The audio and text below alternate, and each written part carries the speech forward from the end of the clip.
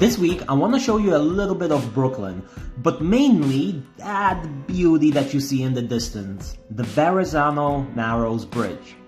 I pass by the bridge at least once a week, and I never really get a chance to enjoy it as I'm always rushing into work. But doing a YouTube video, I finally have an excuse.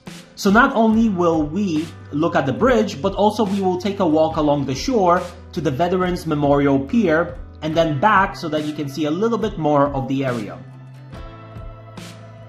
The bridge opened in 1964, and when it did, it was the longest suspension bridge in the world, connecting Brooklyn with Staten Island. It is named after Giovanni Verrazzano, an Italian explorer who was the first European to sail into New York Harbor in 1524. Now, here are a few fun things. The bridge was misspelled for over 50 years. Why? Well, because of a spelling mistake in the contract and no one really cared enough to fix it. Until recently, that is. You see, Verrazzano is spelled with 2 Z's, while the bridge was spelled with 1 Z. I will show you one place where you can still see that mistake towards the end of the video. In fact, even some New York City websites still have this error.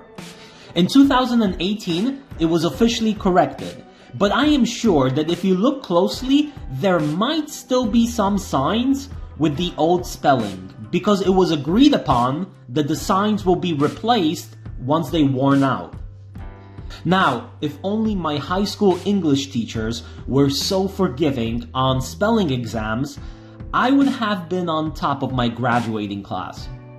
The bridge has 2 levels, upper level and a lower level for cars, and there is no pedestrian paths.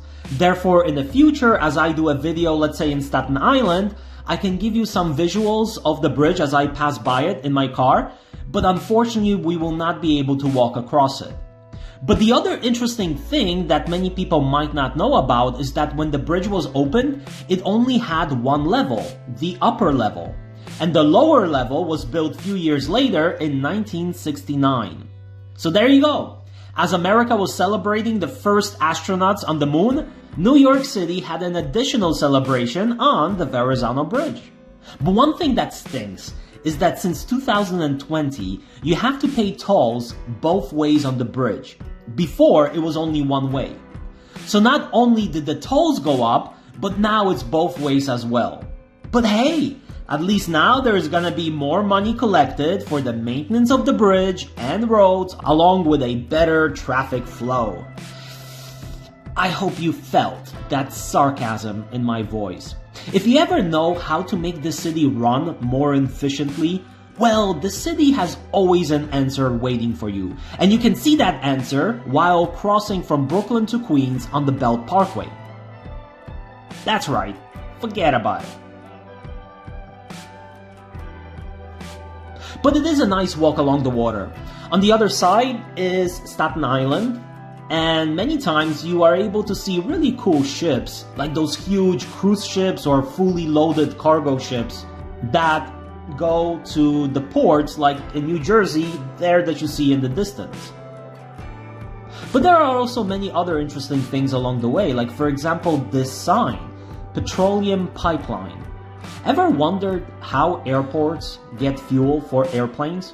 Well, in this spot, there is a pipeline that runs roughly 40 miles from facilities in Linden, New Jersey, to airports in New York City like the John F. Kennedy International Airport, delivering jet fuel. That's kind of cool. But not far behind this sign, you have another one that says Transcontinental Gas Pipeline. And I believe this pipeline system brings natural gas all the way from the Gulf Coast. So states like Texas, for example. Although I know I read somewhere that New York gets natural gas not just from the south, like Texas, but also from few places, which include Canada.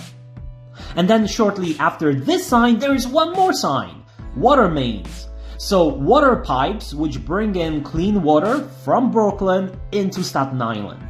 So a simple walk like this makes you really think about what's below the city and the infrastructure required. There in the distance is where we have Staten Island Ferry, which runs between the borough of Staten Island and Manhattan. We traveled on it in one of my first videos posted on this channel about Battery Park in Manhattan. But also the other thing you see along the way is many people fishing. Now, some do it as catch and release for fun, others to take and eat the fish. And I just don't know if I would trust these waters, as at the end of our walk is the Owl's Head sewage treatment plant. And maybe some of you watched my video with the Newtown Creek and the sewage treatment facility in Greenpoint. It spilled untreated water in times of hard rain. And although I am not familiar with this sewage treatment plant, it probably has the same situation going on here. But here is also where we get to the American Veterans Pier, on which you have a monument dedicated to September 11th victims. There is a ferry stop, and I believe that before the building of the Verrazzano Bridge, the Staten Island Ferry would stop right here on this pier, because honestly the only way to get from Brooklyn and Manhattan to Staten Island was through ferries. There you have a beautiful view of New Jersey on the left and New York on the right. And you also see the Statue of Liberty. Now I am zooming in, but from the pier you can see it very clearly once you know where to look.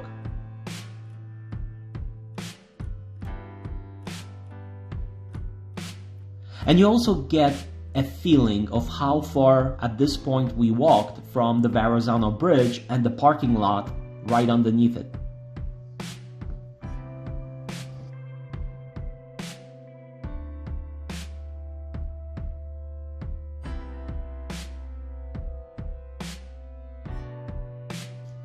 So now let's make the return journey on the other side of the highway.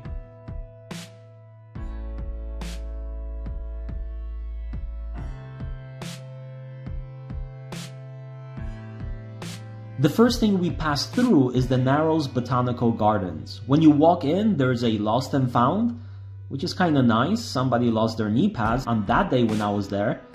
And then on the other side, a book sharing library. A fitting place for books right next to a small waterfall, which provides some relaxation if you want to read a little bit of a book.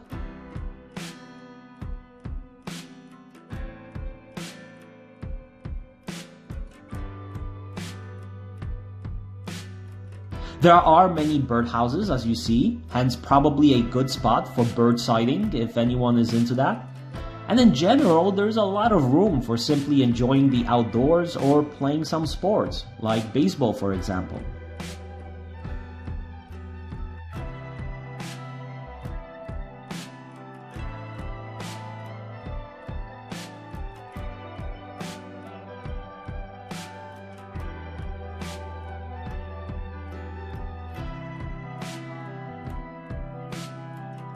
At one point, it is actually quite worrisome how close you can walk up to the highway, but it's really up close that you really sort of see the speed. Traveling 50 miles per hour, many times you do not even feel it, especially with modern cars, but standing on the side with a different perspective, you really begin to understand it. Here we have an overpass on which we can cross to the other side and get to the car and the parking lot, or we can go up these steps. I know. Why am I even debating? We're gonna go. But you know what? It is worth it, because check out the views of the bridge. It is an awesome vantage point. You see the two levels of the bridge, highway in front, ships passing by, dogs, people. Honestly, you can sit here for hours and just observe as the whole world is passing you by. Towards the end, I want to show you also a small park next to the bridge called the John Paul Jones Park. John Paul Jones was a Navy officer in the American Revolution, and many times he has the title of the father of the American Navy. If I am not mistaken, this park used to belong to Fort Hamilton. Fort Hamilton is the only active military installation in New York City, and it is at the end of the Verrazzano Bridge from the Brooklyn side.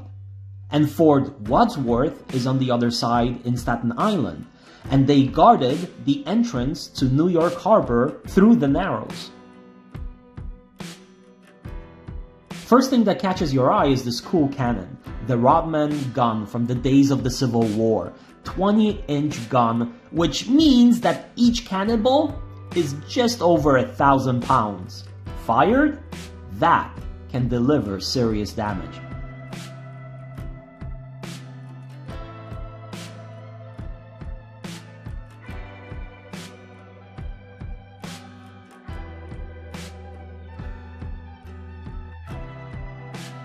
Next to it is the Dover Patrol Monument, dedicated to the American Naval Forces from World War I. There are two more monuments like this one is in England and the other one is in France. And in general, they remember those who fought to protect the English Channel from German submarines and ships during the war itself. And next to it is a plaque with a flagpole which was reassembled from a World War II Navy destroyer, and it is dedicated to John Paul Jones.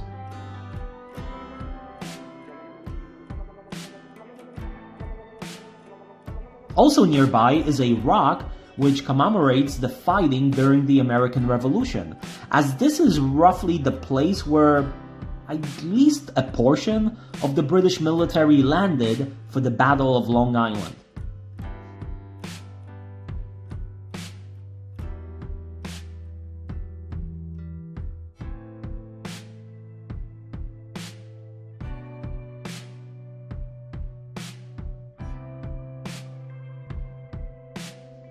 And lastly, we see the medallion to commemorate the opening of the bridge. And look at the spelling. 1Z, not 2.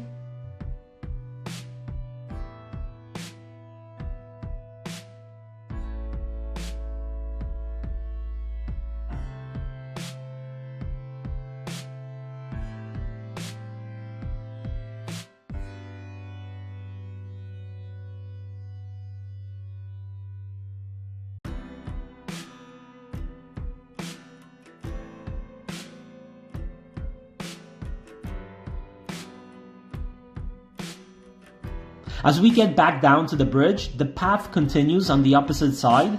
However, for this video, I wanted to keep it on the loop on only one side of the bridge. And maybe in the future, I can take you for a walk to the other side towards Coney Island in Brooklyn. I hope you enjoyed this video. If yes, please remember, subscribe, give a like, share it with others, or get in touch with me if you have suggestions or ideas.